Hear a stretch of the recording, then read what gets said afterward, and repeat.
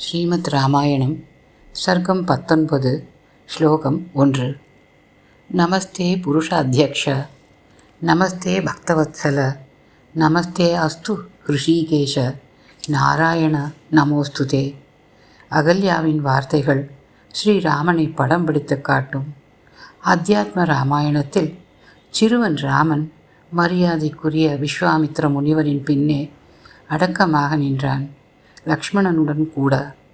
புருஷ அத்தியக்ஷ அகல்யா கூறுகிறாள், மனிதர்குல மாணிக்கமே, அத்தியக்ஷ உன் நடத்தை அனைவருக்கும் எடுத்துக்காட்டு என்கிறாள்.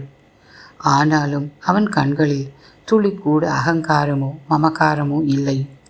வித்தியாசமான செயலை செய்ததாக கூட காண்பித்து கொள்ளவில்லை.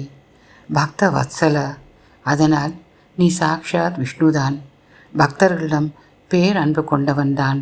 நமஸ்தே அஸ்து, என் வணக்கங்கள் உனக்கு என்று சிறு வயது ராமனை பார்த்து கூறுகிறாள்.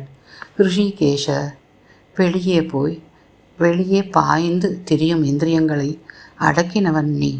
நிச்சயம் ஸ்ரீராமன் அல்ல, நீ நாராயணன்தான் என்று பாதம் பணிகிறாள். பின்னால் நடக்கப் போவதை ராமன் சிற்றன்னையின் வார்த்தைகளால் ஆவேசப்படாமல் அமைதி காத்ததை உணர்ந்தவள் அகல்யா. வால்மீகி தனது மனக்கண் முன்பு பார்த்த காட்சியை விவரிக்கும் வகையில், தது அப்ரியம் அமித்ரக்னோ வசனம் மரணோபமம் ஸ்ருத்வா ந விவ்யதே ராம கைகேயீச்ச இதம் அப்ரவீத். மிகவும் கொடுமையான அப்பிரியமான வார்த்தைகள். அமித்ரக்னஹா, ஸ்நேகம் என்பது மருந்துக்கு கூட இல்லாத சொற்கள், மற்றவருக்கு மரணம் ஏற்படுத்தக்கூடிய சொற்கள்.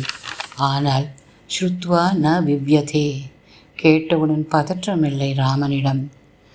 கைகேயிடம் சாதாரணமாக எப்பொழுதும் போல பேசுகிறான்.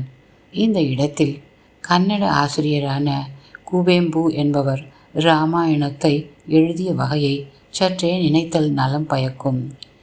ராமன் சிற்றன்னையிடம், தாயே, தவம் என்பதன் அர்த்தத்தை, அதன் தூய்மையை உணர்ந்து அனுபவிக்கப் போகிறேன் அம்மா. எனக்கு என்று தேவை எதுவும் இல்லை. இப்பொழுது நாடு, வீரர்கள், குடிமக்கள் அனைத்தும் என் தம்பி, அன்பு தம்பி பரதனை சேரட்டும். நீங்கள் எனக்கு ஏதாவது தர விரும்பினால் மண்ணை கொத்தும் கோடரியை தாருங்கள். சாப்பிட நல்ல கிழங்கு வர்க்கங்களை அறுவடை செய்து கொள்வேன்.